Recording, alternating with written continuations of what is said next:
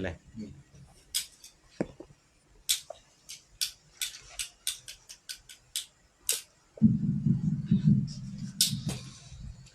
Astaghfirullahaladzim, astaghfirullahaladzim, astaghfirullahaladzim. الذي لا إله إلا هو الحي القيوم وأتوب إليه إلى حضرة النبي المصطفى رسول الله صلى الله عليه وسلم وعلى آله وأصحابه وأزواجه وذريته ولكافة الأنبياء والمرسلين ولجميع الأولياء والعلماء والشهداء والصالحين وإلى أرواح جميع مشايخنا ومعلمنا ولجميع المسلمين والمسلمات والمؤمنين والمؤمنات خصوصا إلى روح سيدتنا خديجة الكبرى رضي الله عنها وبنت الشفاء والصحة والعافية والسلام والبركة والنصرة بالدين والدنيا والآخرة لنا ولوالدينا ولمشايخنا ولمعلمنا ولأهل بيتنا أجمعين ولإخواننا المسلمين والمسلمات ببركة سورة الفاتحة. أعوذ بالله من الشيطان الرجيم. بسم الله الرحمن الرحيم. الحمد لله رب العالمين الرحمن الرحيم مالك يوم الدين إياك نعبد وإياك نستعين اهدنا الصراط المستقيم صراط الذين أنعمت عليهم غير المغضوب عليهم ولا الضالين آمين. السلام عليكم ورحمة الله وبركاته. أعوذ بالله من الشيطان الرجيم. بسم الله الرحمن الرحيم. الحمد لله رب العالمين. اللهم صل وسلم على سيدنا محمد مفتاح باب رحمة الله عدد ما في علم الله صلاة وسلاما دائمين متلازمين بدوام ملك الله وعلى آله وصحبه وموالاه أما بعد. سبحانك لا علم لنا إلا ما علمتنا إنك أنت العليم الحكيم ولا حول ولا قوة إلا بالله العلي العظيم. رب اشرح لي صدري ويسر لي أمري واحلل عقدة من لساني يفقهوا قولي. Alhamdulillah, kembali kita dikumpulkan oleh Allah Subhanahu wa Ta'ala yang Maha Pengasih lagi Maha Penyayang di majelis yang penuh dengan rahmat dan berkah dari Allah Subhanahu wa Ta'ala ini, untuk sama-sama kita meneruskan akan membaca riwayat hidup atau manaqib tentang keluarga Rasulullah sallallahu alaihi wasallam, yaitu Sayyidatuna Khadijah istri Rasulullah sallallahu alaihi wasallam. Mudah-mudahan dengan berkat membaca manaqib beliau, Allah Subhanahu wa Ta'ala menurunkan rahmatnya yang banyak kepada ulun dan kepada pian yang mendengarkan. Amin ya rabbal alamin. Kemudian salawat dan salam tak lupa kita aturkan ke hariban junjungan kita Nabi besar Muhammad sallallahu alaihi wasallam. Allahumma salli wa sallim ala sayyidina Muhammad wa ala ali sayyidina Muhammad. Mudah-mudahan kita mendapatkan syafaat beliau nanti di hari kiamat. Amin ya rabbal alamin. Langsung saja kita menyambung tentang kisah riwayat hidup Siti Khadijah bersama dengan putra dan putri-putri beliau. Bismillahirrahmanirrahim. Di antara putri atau anak daripada Siti Khadijah, hasil pernikahan daripada Rasulullah SAW, yaitu anak Sidin bernama Ruqayyah dan Ummi Kulthum. Setelah kita kemarin sudah membicarakan tentang putri beliau yang bernama Zainab, sekarang Ruqayyah dan Ummi Kulthum ini adalah adik daripada Zainab. Setelah Zainab lahir, tak lama kemudian Siti Khadijah dikaruniai dua orang putri. Kedua putri itu diberi nama Ruqayyah dan Ummi Kulthum. Rasulullah merasa sangat bahagia atas kelahiran putrinya. Beliau tidak memandang jenis kelamin, apakah anaknya laki-laki atau perempuan. Baginya sama saja. Penghormatan dan penghargaan Rasulullah terhadap anak perempuan adalah sebuah teladan yang luar biasa bagi masyarakat Quraisy pada waktu itu. Yang mana pada waktu itu bubuhan Quraisy bila lahir anak perempuan maka merasa malu, merasa aib, bahkan sampai berbulan-bulan supan keluar rumah gara-gara lahir anak perempuan. Nah, sehingga ada di antara mereka yang anaknya dibunuh, dikubur hidup-hidup karena malu, karena kata mereka seorang anak perempuan itu tidak bisa berperang. Nah, padahal mereka tidak menyadari kita lahir dari siapa? Kita lahir daripada seorang perempuan. Ya Allah, setiap manusia ini lahir daripada seorang perempuan. Nah, jadi Rasulullah ada peduli sidin anak sidin laki-laki ke perempuan kah? Tetap sidin bersyukur kepada Allah dan sidin menghormati, menghargai anak perempuan itu dengan menyayanginya, tidak membunuhnya sebagaimana orang-orang Quraisy waktu itu membunuh anak perempuan.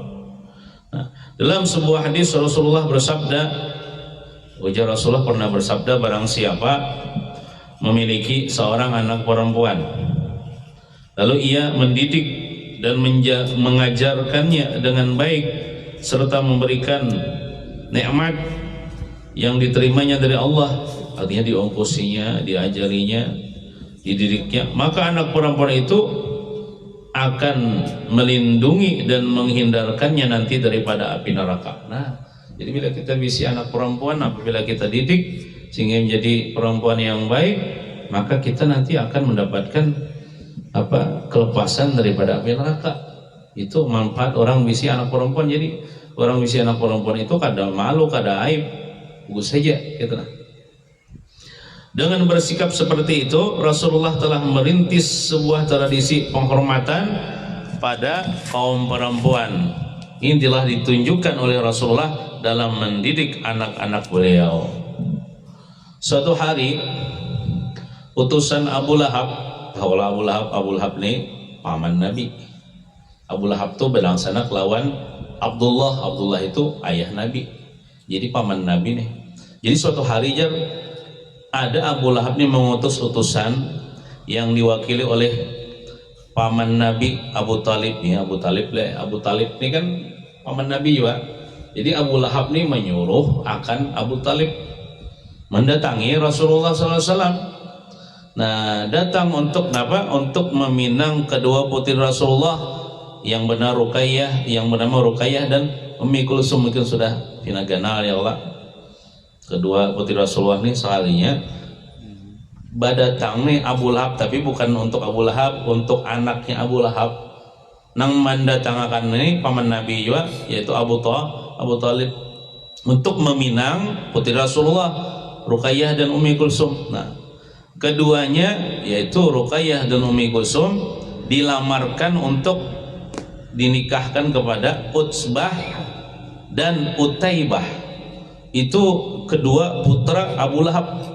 Utsbah bin Abi Lahab, Utaibah bin Abu Lahab. Saat itu Ruqayyah berusia 7 tahun. Sedangkan adiknya Ummi Kulsum 6 tahun. Kenapa 7 tahun 6 tahun sudah dilamar? Nah, apakah itu bahasa Arab tusuknya? Bukan Arab itu bisa juga cepat baliknya lah. Mun kita di kita nih, mun 7 tahun 6 tahun itu kan mungkin dah dinikahkan orang di KUA, ya Allah. Nah, ada mau orang. Nah, mungkin lawan juga bisa juga nikah kayaknya berkumpulnya sudah balik. Nah, atau bisa juga umur 7 tahun 6 tahun tuh bisa juga bukan Arab bahari itu subur cepat baliknya, bisa juga. Nah, engkau telah menerima Abul As sebagai menantumu. Kan Nabi Muhammad nih sudah menerima Abul As sebagai menantu Sidin, lakinya Zainab lah. Nah, kata Abu Talib nih, dia memang seorang menantu yang cocok untuk keluarga ini.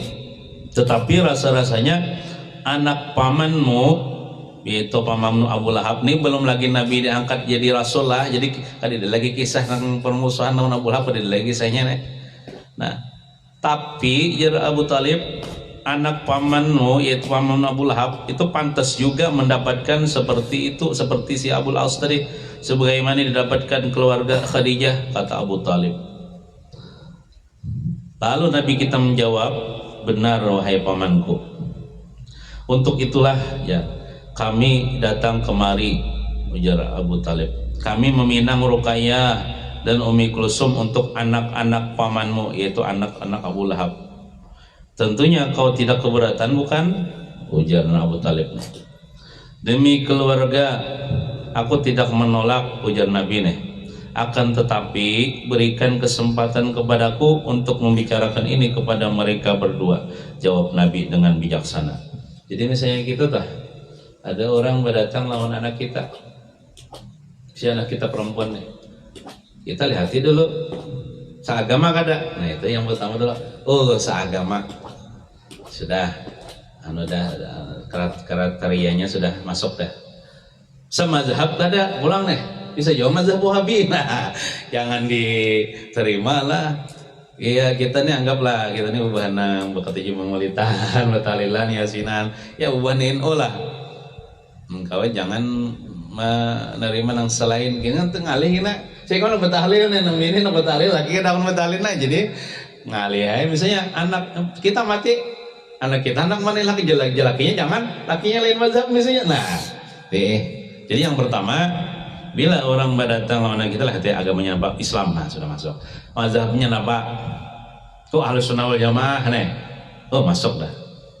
Hati dulu orangnya menyembayang ada juga. Amunya pina buntet juga atau nyabu juga, nah jangan. Biar orangnya anak bos batu bara, biar orangnya bungas, tapil apa namanya? Ya kada sembahyang, kada berilmu agama itu kena kasihan anak kita. Ada doa nih, doa bagus benar doa nih. Cara kita mendoakan anak kita nih, supaya inya ini dapat pasangan yang bagus kayak ini doanya. Kita kan usah berdoa gini. Kita hendak anak kita tuh dapat pasangan yang bagus, kita hendak orang bungas, ya Allah hendak sugih, ya Allah pimpinan tuh nih, hendak berilmu. Cuman bungas kada bisa juga, kada mesti juga membahagiakan anak kita. Apa sugih bisa juga sakit, sugih itu menyakitinya. Begini pulang kayaknya, kan aksi anak kita nih. Nah, jadi ada doa yang bagus gini, kita mendoakan anak kita. Ya Allah ya Tuhanku, jodohkanlah anak ulun dengan seorang laki-laki yang dapat membahagiakan inya dunia akhirat. Nah, itu bagus.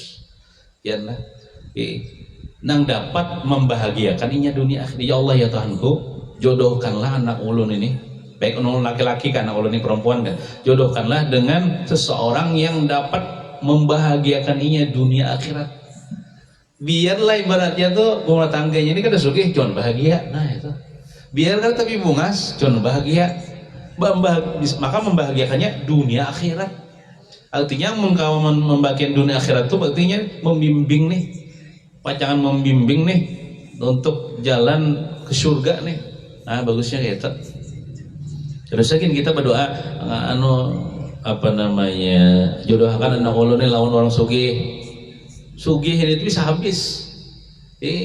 Harta itu kadang membahagiakan, atau jodohkan anak ulun lawan orang nang paling bungas itu kadang membahagiakan juga.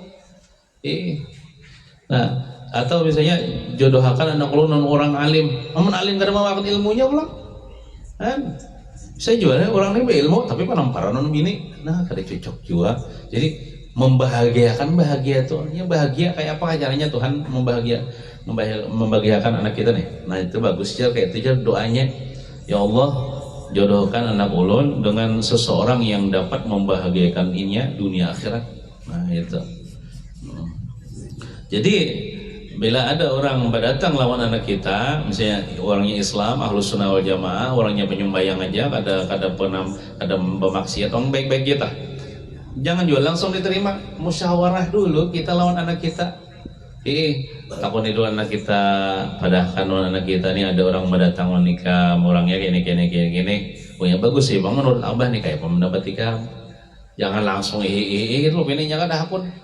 Maunya nah ya tadi mah menunya kada kenapa dipaksa. Jangan jauh maksa menunya kada hakun. Nah kayak itu.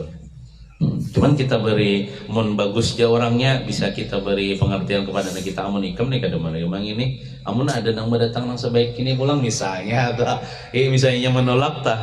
Nah Nabi kita itu jisidin hadang dulu, aku hendak membicarakan ini kepada anakku berdua nih tuh, mau kayaknya menerima kadakah. Nah, Siti Khadijah waktu itu Sidin menarik napas dalam-dalam. Ya itulah nafas dalam. Secara pelan ia mengalihkan pandangannya ke kamar putri-putrinya. Hatinya sesak, sedih dan bingung, tetapi tidak mengetahui penyebabnya apa. Waktu begitu cepat memisahkan aku dengan mereka, demikian kata hati kecil Khadijah. Artinya hanya putriku nih 6 tahun, saya ikong 7 tahun, mendilamar orang, kepisah mah lawan ninya, maka hanya raja nih, ibaratnya kada lawas nih. Nah, pikiran Khadijah melayang, membayangkan keluarga calon besannya itu. Ketika terbayang sosok ibu mertua kedua anaknya itu, hati Khadijah tersentak. Mungkin inilah yang membuat hatiku bingung, kata Khadijah. Betapa Khadijah tidak cemas melepaskan kedua putrinya berkumpul bersama mereka. Ummu Jamil itu nama istri Abu Lahab, itu calon ibu mertua kedua putrinya adalah seorang wanita yang kasar dan sombong. Oh, rupanya itu yang membuat Siti Khadijah nih asa kada rela melapaskan anak. Kenapa? Sudah terkenal sudah di Mekah itu bininya Abu Jahal yang bernama Ummu Jamil apa? Kasar pandir, sombong pulang. Maka dalam kehidupan keluarga Rasulullah ini kada pernah Rasulullah Siti Khadijah ini berkata kasar kepada putri Sidin. Kada pernah bersikap keras. Kayak apa kena anakku kena berumah tangga dengan mertuanya yang kasar. Kesiannya anakku mau dikasarinya. Nah itu membuat Siti Khadijah ini asa kada rela. Nah, segala perilakunya tidak mencerminkan wanita Quraisy yang terhormat sama sekali, si Ummu Jamil dah. Hal itulah ternyata yang membuat Siti Khadijah sedih. Naluri keibuannya tidak tega melepaskan kedua putrinya yang masih belum dewasa itu ke tangan wanita yang kasar seperti Ummu Jamil, istrinya Abu Lahab. Nuraninya menolak permintaan itu, tapi pikirannya melarang Khadijah berbuat demikian. Jika kau lakukan, artinya jika kau tolak lamaran ini, kata Khadijah, pasti bubuhan Bani Hashim akan tersinggung. Bisa-bisa aku dituduh yang tidak-tidak oleh mereka, kata Siti Khadijah. Mendengar bahwa kedua kakaknya yaitu Ruqayyah dan Ummi Kulsum akan menikah dengan anak-anak Abu Lahab, Fatimah itu adik daripada Ruqayyah dan Ummi Kulsum menjadi sedih dan heran. Fatimah heran pada sikap kedua kakaknya yang akan menikah. Kenapa kejadiannya tidak seperti kakaknya Zainab? Zainab dulu begitu suka ketika akan menikah. Dilihat oleh Fatimah, kakak Zainab dulu waktu anak menikah tuh kelihatan bahagia, wajahnya berseri-seri menandakan bahagia. Tapi kini kedua kakaknya yang bernama Ruqayyah dan Ummi Kulsum sama sekali tidak menunjukkan rasa bahagia sedikit pun di wajahnya. Kalau kita biasanya kan bila hendak nikah tuh mau muha tuh berseri-seri, ya Allah, karena kita hakon kita menerima ini Ruqayyah Ummi Kulsum kayak ada kelihatan bahagia tuh di muha keduanya. Fatimah sedih karena kedua kakaknya pasti akan meninggalkan dirinya. Mereka akan pergi mengikuti suaminya. Tidak terasa air mata Fatimah menetes membayangkan kesepian yang akan menimpanya. Belum sempat Fatimah menghapus air matanya, ibunya datang menghampiri. Mengapa kau menangis, Fatimah? Kata Siti Khadijah. Jangan pisahkan aku dari ayah dan ibu ya, ujar Fatimah sambil menangis dan merangkul ibunya. Tidak, wahai anakku, kami tidak akan memisahkan kau kecuali jika nanti kau sendiri yang mau, hibur Siti Khadijah dengan menahan senyum mendengar apa yang dikatakan anak bungsunya itu. Tidak, pokoknya aku tidak akan mau, kata Fatimah terisak-isak dan hampir berteriak. Sementara itu kesedihan menimpa hati kedua putri Nabi Muhammad SAW. Kebingungan dan kemurungan meronai wajah mereka. Tak sepatah pun kata terucap dari bibir mereka, namun seolah hati mereka melakukan nyanyian yang sama, yaitu jar mereka nih, mengapa keluarga kita begitu cepat menikahkan kita? Mengapa kita tidak diberi kesempatan sama sekali untuk mengenal keluarga mereka? bayangan yang menyeramkan terpampang di depan mereka. Abu Lahab dan calon ibu mertuanya yaitu Ummu Jamil, mereka sama sekali tidak mempersoalkan Utbah dan Utaibah. Keduanya berasal dari keluarga Bani Hashim yang masih keluarga dengan mereka dari pihak ayah. Jadi Zainab Ruqayyah dan Ummi Kulsum ini kadang mempermasalahkan nang calon suami, nang dipermasalahkan nang berdua ini bintu ha ini nah. Bintu si Abu Lahab lawan nang bini lawan nang bini taharat pada Abu Lahab. Abu Lahab tuh jadi jahat kenapa? Karena terprovokasi oleh bini. Itu kisahnya. Abu Lahab tuh jadi bertindak nang pina maca itu karena bini bang. Di belakangnya sama anu memperalat. Ummu Jamil adalah keluarga daripada Abdul Manaf, sedangkan Abu Lahab adalah orang yang berjasa kepada keluarga Nabi Muhammad. Tatkala Abu Lahab mendengar berita lahirnya Nabi Muhammad, waktu Nabi Muhammad lahir, budaknya yang bernama Suwaibah al-Aslamiyah langsung dibebaskan tanpa syarat. Itu kisahnya kalau Abu Lahab nih. Ada juga tuh nang bagusnya sebuting napa waktu Nabi lahir gembira hati. Lalu kisahnya di neraka tuh ada diberi keringanan ya keluar air di sela-sela jarinya ya Allah yang diminumnya setiap Senin ke malam Senin nggak ada tuh. Nah, kebingungan mereka bertumpu pada ketakutan menghadapi ibu mertuanya yaitu Ummu Jamil.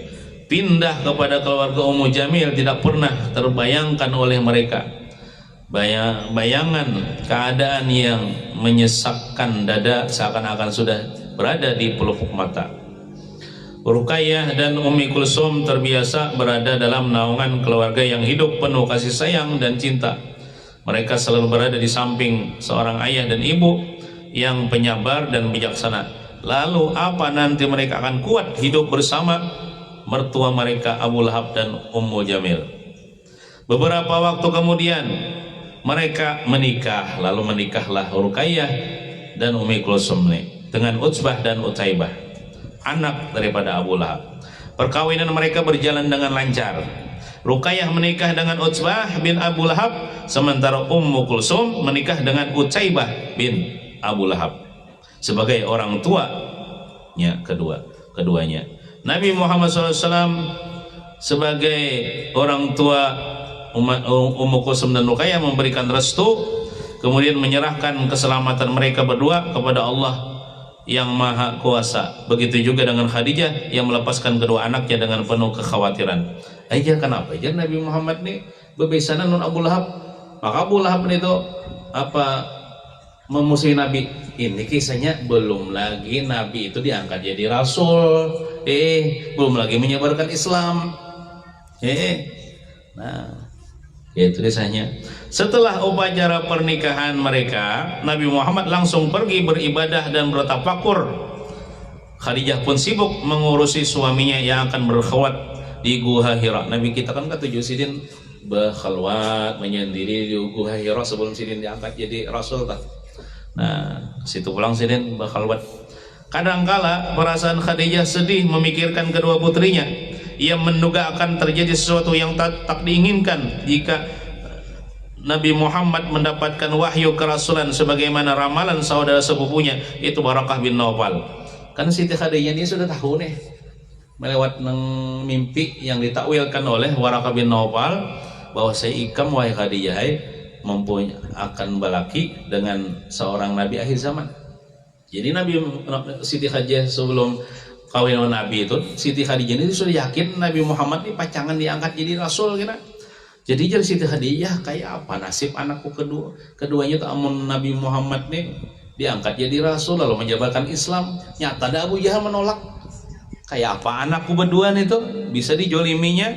Nah, akhirnya tidak berapa lama berselang bujur napa nang dianukan oleh Siti Khadijah. Rasulullah pun menerima wahyu pertama Siti Khadijah. Karena terkejut lagi Siti Khadijah sudah tahu dulu pacangan diangkat jadi rasul ya. Kabar diangkatnya Nabi Muhammad SAW menjadi rasul itu pun terdengar oleh Abu Lahab dan Ummu Jamil. Mereka sangat marah kepada Nabi Muhammad. Apalagi ketika turun surah Al-Lahab, tabbat yada abi lahabi wa tab, itu kan ayat surah nang memandahkan Abu Lahab pun bini celaka, yang berisi cercaan terhadap Abu Lahab. Maka Abu Lahab dan istrinya yaitu Ummu Jamil menjadi berang. Akhirnya pernikahan itu tidak berjalan lama. Abu Lahab berkata kepada dua putranya yaitu Utsbah dan Utaibah, ujar Abu Lahab nih, upandi lawan anaknya, kepala konina haram kalian pegang jika kalian berdua tidak menceraikan kedua putri Muhammad. Sedangkan Ummu Jamil sendiri sudah menyatakan kebencian dengan sangat keras. Dia bersumpah tidak akan sudi berkumpul dengan kedua menantunya itu. Ummu Jamil berhasil mengikis kecintaan Abu Lahab kepada Nabi Muhammad, hingga perbuatan yang tidak pantas pun dilakukan juga. Seorang paman yang dulu begitu gembira akan lahirnya Muhammad, kini dengan sewenang-wenang mengusir dan berbuat kasar kepada anak keponakan dan sekaligus menantunya. Kepandaian bersilat lidah Ummu Jamil mampu memutarbalikkan fakta sehingga menggeser suaminya dari tanggung jawab dan kesetiaan terhadap kaum dan keluarga yang seharusnya dilindungi. Memang Ummu Jamil yang menjadi pengendali kegiatan dalam keluarga Abu Lahab. Suami dan anak-anaknya tidak kuasa berbuat apa-apa. Jadi dalam keluarga Abu Lahab itu nang haratu Ummu Jamil. Bukan Abu Lahab. Abu Lahab ini sebagai alat aja, Ummu Jamil itu nang aktornya. Nah, salah satu sebab turunnya surah Al-Lahab yaitu nang tabat syahadatah adalah karena tingkah laku Abu Lahab yang keterlaluan. Suatu saat Rasulullah mengumpulkan penduduk Mekah di Bukit Sofa. Bagana sidin di atas Bukit Sofa itu. Lalu Rasulullah ini mengumpulkan bubuhan penduduk Mekah. Lalu pas sudah terkumpul penduduk Mekah, lalu Rasulullah berkata, Assalamualaikum warahmatullahi wabarakatuh. Karena Nabi waktu itu sudah diangkat jadi Rasul, dan Nabi ini disuruh untuk membawa orang masuk Islam. Nah, lalu ujar Nabi nih di atas Bukit Sofa itu, wahai penduduk Mekah, jika aku katakan bahwa di balik bukit ini misalnya ada musuh yang akan menyerang kalian, apakah kalian percaya? Nabi nih papandir, seandainya nih aku papandir lawan ikam berataan, di balik gunung ini ada musuh hendak menyerang kalian, ikam percayalah berataan. Lalu mereka menjawab serentak, ya kami percaya, sebab kau tidak pernah berbohong. Jawab mereka serempak, karena Nabi ini tidak pernah berdusta, karena Nabi ini orang paling jujur, karena Nabi ini digelar dengan alamin, orang yang terpercaya. Karena mungkin kami kadang mempercayai engkau wahai Muhammad, kami percaya ikam nih orang yang kada pernah berdusta. Nah, maka itu ya Nabi nih, aku hendak menyampaikan kepada kalian bahwa aku adalah utusan Allah, aku adalah Rasulullah untuk menyampaikan kabar kepada kalian semua.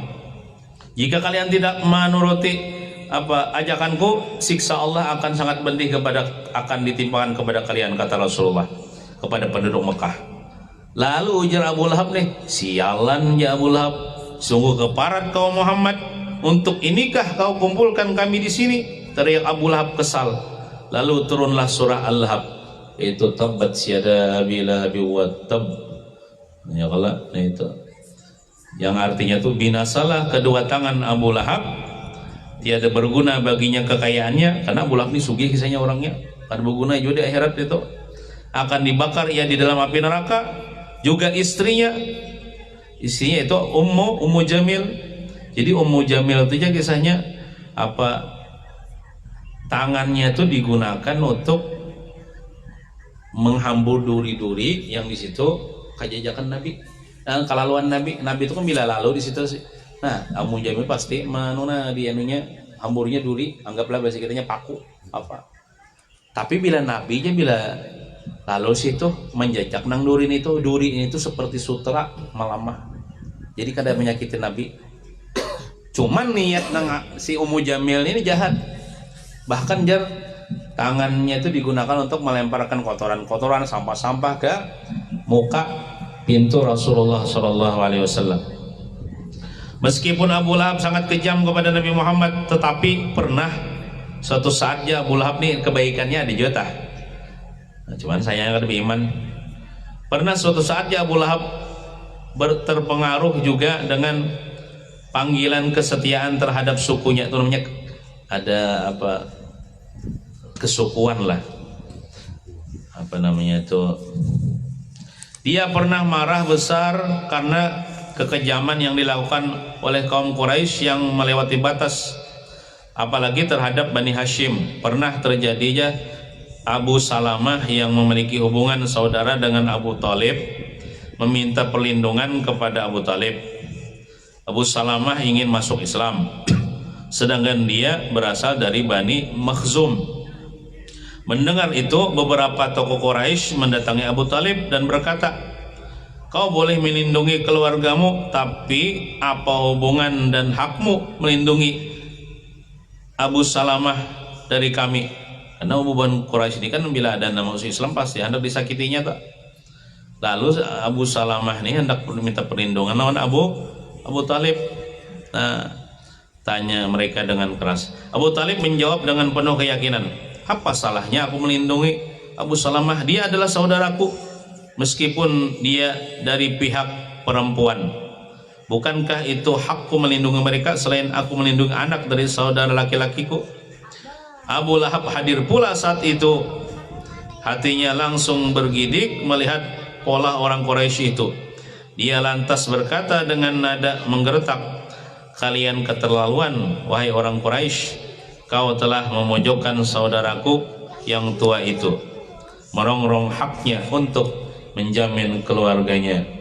Jika kau tidak membatasi hal ini, awas, aku akan berdiri di pihaknya, dan apa yang akan terjadi terserah pada kalian." Jadi ada jualan apa namanya, Abu Lahab nih kebaikannya napa, selain ia gembira akan kelahiran Nabi Muhammad, ada juga ada nang apa tuh fanatisme kesukuan itu. Ketika ada keluarganya hendak disakiti, inya hendak membela juga karena keluarganya di pihak mamanya itu hendak masuk Islam, lalu hendak disakiti hubungan Quraisy, lalu hendak juga membela nih si Abu Lahab nih.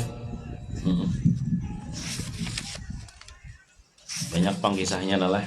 Ini terusakan nih bisa 2 jam ya tuntung. Nah mungkin hingga situ aja kita sambung ulang kitab sebutingnya lah. Berapa menit ya? Kalau ingat mah jam. Ya sedikit lagi nah. Karena ini bulan Rajab, bulan terjadinya peristiwa Isra wal Mi'raj Nabi kita Muhammad SAW, dan di dalam peristiwa Isra Mi'raj itu Allah Ta'ala berikan kewajiban pada sidin dan kepada kita umatnya untuk melaksanakan sembahyang fardu 5 waktu. Kita wajib melaksanakan sembahyang fardu 5 waktu, dan kita dilarang untuk meninggalkannya tanpa ada uzur. Telah dikisahkan dari sebagian ulama salaf, ulama-ulama terdahulu, bahwa ia telah mengubur saudarinya yang telah meninggal dunia, mengubur saudara perempuan yang sudah meninggal dunia. Lalu sebuah kantong miliknya yang berisi harta jatuh ke dalam kuburan saudarinya. Bahasanya tanpa sadarnya waktu mengubur itu bahasa kita dumpit berisi duit gugur juga ke dalam kuburan itu, tak kubur juga. Iya, tanpa sadarnya. Nah, dan dia tidak menyadarinya hingga ia meninggalkan kuburan sudah boleh ke rumah. Kemudian dia teringat, mungkin hendak nukar napa bahasa kita ini hendak nukar rokok mencari dompet kada. Lalu dia teringat dan kembali, bisa tahu dalam kuburan tersebut terjar dompet kau terjar. Nah, dan kembali ke kuburan itu. Dia nekat menggalinya setelah orang-orang pergi. Pian bang nekat lah. Buat dompet di situ cuma isinya paling 100.000. Begitu biar ya sudah deh. Tapi lamunnya intan 10 karat dalam dompet itu saya suka. Nah dibongkar ambil itunya aja bangga dan bongkar mayatnya kan ambil yang itunya betul ya sudah. Nah ini kejadiannya kayak itu. Lalu digalinya kubur itu setelah orang-orang berikan dah. Ya kan ada takutan orang mati juga kan. Nah, wah inilah orang lebih takutan lawan begal daripada lawan hantu. Oh iyalah, kita biasanya kandang malam-malam melewati kuburan biasa kan tidak kisah hantu. Tidak kisahnya hantu menaguk kurang ada. Nah ada tuh apa begal, nah itu bisa lebih membahayakan itu perampok. Nah itu membahayakan itu.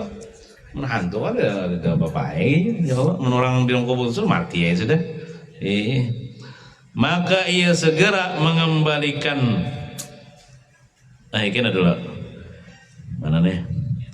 Dan ia mendapatkan sekalinya di kuburan itu di dalamnya ada api menyala-nyala. Sini digalinya nih. Saya api menyala-nyala, menyala-nyala. Hangit aja seolah mayatnya di dalam itu tadi. Nah ada tapi kirakan lagi nya masa dompet tadi lupain sudah. Karena melihat api menyala-nyala, maka ia segera mengembalikan tanah tadi. Nah diuruknya pulang tanah itu ke kuburan itu, dikembalikannya. Nah, lalu ia balik ke rumah menemui ibunya dalam keadaan sedih dan bingung. Lalu ia ceritakan kepada ibunya atau bertakun duluan ibunya, wahai ibu ya, ceritakanlah kepadaku tentang saudariku yang hanya meninggal itu, apa yang ia perbuat waktu di dunia wahai ibuku. Lalu ibunya ini bingung dan berkata, kenapa kamu berkata demikian, bertakun demikian?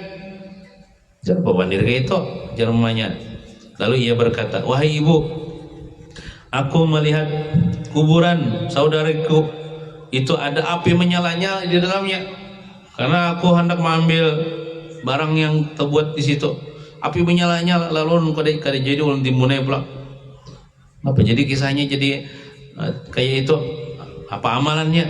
Si ibu akhirnya menangis dan berkata, wahai anakku ya, sesungguhnya saudarimu suka meremehkan salat fardu 5 waktu dan mengakhirkannya dari waktunya, bukan karena menggawi ya, tapi asar taka maghrib taka isya taka subuh jam 9 menggawi. Nah itu kan meremehkan, bukan meninggalkan sholat.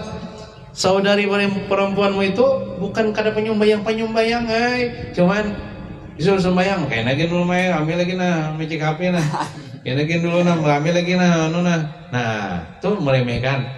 Seharusnya kita kan bila sampai waktu kita kerjakan. Namun kayak gini ya tetap juga manggawi gawi di dalam waktunya atau di awal waktunya. Nah kayak itu siksaannya jar. Maka ini adalah keadaan orang yang menunda salat dari waktunya.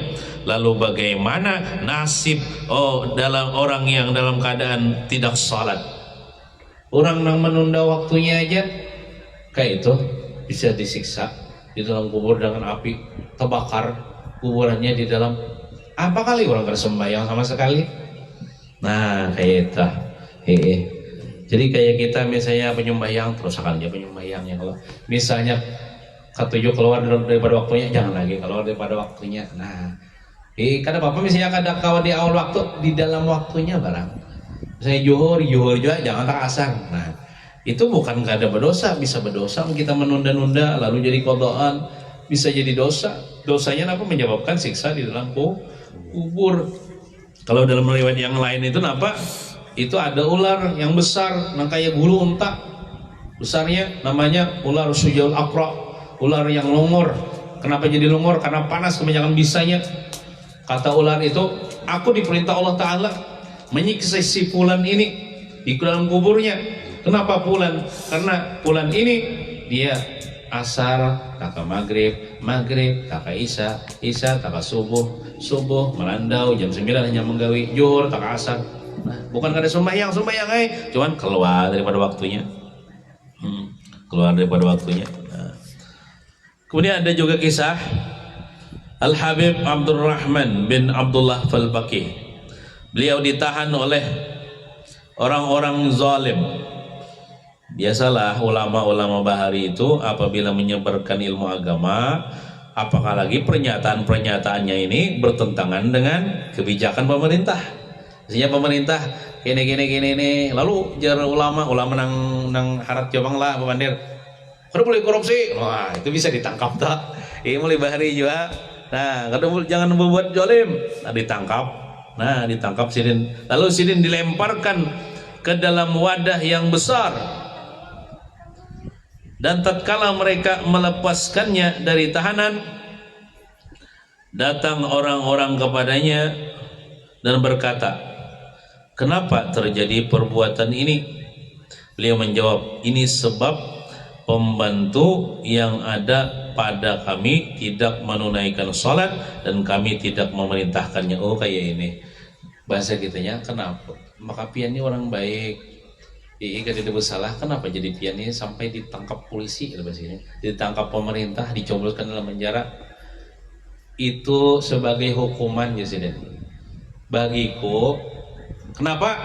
Karena aku ini ada misi pembantu di rumah. Pembantuku ini kada kusuruh sembahyang, lalu kada sembahyang. Jadi efeknya tuh ke aku. Nah itu, untung ya sih aku dihukum di dunia, bukan dihukum di akhirat. Ada ya kalau zaman Rasulullah, unta lari daripada yang petuhanannya nih, lari menuju Rasulullah, minta perlindungan kepada Rasulullah. Lalu orang itu datang kepada Rasulullah, "Wahai Rasulullah, ini unta ulun." Inya lari pada ulun. Lalu ditakuni Rasulullah untanya nih, "Wahai unta, kenapa jadi kamu lari daripada petuanan ikam?" Lalu unta ini jawab pandir dengan bahasa Arab yang fasih. Itu hebatnya Nabi Muhammad nih. Kalau Nabi Sulaiman kan bisa bahasa binatang, bisa sirin bahasa semut, bahasa kodok bisa. Kalau Nabi Muhammad lebih hebat daripada Nabi Sulaiman. Binatangnya menurut bahasa Nabi, bahasa Arab. Binatangnya nang berbahasa Arab. Lalu ujar unta itu, "Ulun lari daripada rumah petuanan ulun karena petuanan ulun kada sembahyang Isya. Ulun takut gara-gara kada sembahyang tuh turun azab di rumah itu ulun. Bagaimana di rumah itu ulun takutan, makanya ulun lari." Nah itu, jadi unta aja lari takutan kalau azab turun di rumah itu orang kada sembahyang. Nah jadi Habib Abdurrahman bin Abdullah Al-Baqi tadi, aku ini dihukum Tuhan, lalu dimasukkan ke dalam penjara, itu sebagai hukuman karena aku punya pembantu yang inya kada sembahyang, gara-gara kami kada menyuruhnya sembahyang. Ya, jadi kayak itu. Bila kita nih bisi bini, bisi anak atau pembantu di rumah kita, bila inya kada sembahyang, gara-gara kita kada nyuruh sembahyang, kita berdosa. Kita berdosa. Jadi jarabahnya kayak apa aja aku nyuruh sembahyang, soalnya kada sembahyang jar. Nah, jadi kayak ini kan sebenarnya bagusnya tuh kita langsung sembahyang, lalu kita memerintahkan anak bini kita sembahyang. Itu kalau bagusnya. Ada misalnya anggaplah abahnya ini karena penyembahyang, ya penyembahyang itu paling balang kambingan. Tetap inya itu wajib menyuruh anak bininya sembahyang. Amun inya tuh lah kada sembahyang, itu satu dosa dah. Kada menyuruh bininya sembahyang, dua buting dosanya double. Jadi walaupun misalnya orang ini kada tapi menyembahyang, wajib juga menyuruh anak bininya sembahyang. Tapi bagusnya nya sembahyang bang, supaya dibahas tuh ada jawabannya. Amun inya kada menyembahyang, pian bang ada sembahyang nyuruh kami jadi anaknya. Kali kalau jawabannya. Tapi tetap abahnya nih menyuruh, kepala rumah tangga ini wajib menyuruh kepada anak istrinya sembahyang atau pembantunya di rumah itu disuruh sembahyang. Atau bisanya kita nih bisi tukang menukangi rumah kita. Orang bari pian lah kada hakun bola rumah tuh mencari tukang kada menyembahyang. Itu mempengaruhi keberkahan rumah. Rumah tuh misalnya betukang, tukangnya kada menyembahyang, kada berkah rumah tuh ya orang bari. Nah, apakah lagi misalnya tukang masjid kada sembahyang kan lu, aneh benar tuh menukangi masjid tapi kada sembahyang, kan aneh juga lah. Saya jadi kaum tapi kada menyembahyang, aneh juga apalagi itu ya Allah. Nah, jadi kita nih wajib beramar ma'ruf nahi mungkar. Amar ma'ruf itu kan menyuruh kebaikan, contoh nyuruh sembahyang. Nahi mungkar itu ya melarang orang berbuat kemungkaran, menangati anak kita bila anak kita kada sembahyang. Itu amar ma'ruf nahi mungkar dalam keluarga. Jadi amar ma'ruf nahi mungkar itu kadang mesti mandang kita suci. Kita nih kan di dalam suci ya berarti berdosa. Kalau misalnya kena aja bila seorang jadi baik hanya nyuruh orang kebaikan. Kadang hadang itu kita tertipu dengan syaitan. Nah sampai-sampailah ujar Habib Umar bin Hafiz Jasidin, kita amar ma'ruf nahi mungkar ini sebenarnya setiap kita ini wajib bertaat. Bila melihat kemungkaran kita taati orang, dan kita bawai orang berbuat kebaikan sampai walaupun gawian orang tuh apa yang bila di bar-bar tuh apa meracik minuman beralkohol lalu menuangi itu. Nah itu cuman minuman beralkohol tuh anggap bir lah meracik jadi campur-campurnya.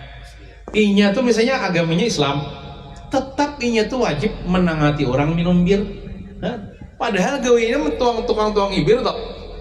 Misalnya nih, iya nih tukang bir misalnya gawi yang haram nih tuh. Gawinya kan bagus bang itu. Nah, tuh, lalu orang nih hendak minum, tetap inya menyuruh tuh supaya jangan minum. Ini nahi mungkar. Nangjar. Ikam jangan minum ini haram. Tetapnya wajib. Apakah lagi kita kada pernah minum bir, kita kada begawi di tempat orang berjual bir, wajib kita nahi mungkar, menangati orang berbuat kemungkaran sampai kayak itu. Jadi amar ma'ruf nahi mungkar tuh bukan cuma gawian ulama, bukan cuma tugas ustadz. Setiap kita bila kita melihat kemungkaran, contohnya di rumah tangga misalnya anak ada sembahyang tuh kan kemungkaran, kita laranginya.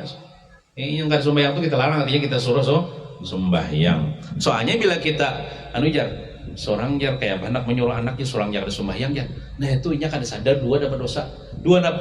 Yang pertama dosa inya kada sembahyang, dosa inya membiarkan anaknya kada sembahyang tuh nah dosa pulang. Anaknya 5 dosa.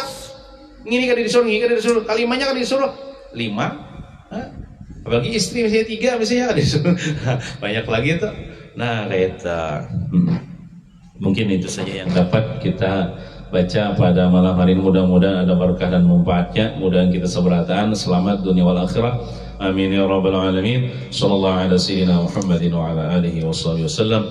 Alhamdulillahi rabbil alamin. Bismillahirrahmanirrahim. Qul huwallahu ahad. Allahus samad, lam yalid wa lam yulad wa lam yakul lahu kufuwan ahad. Bismillahirrahmanirrahim.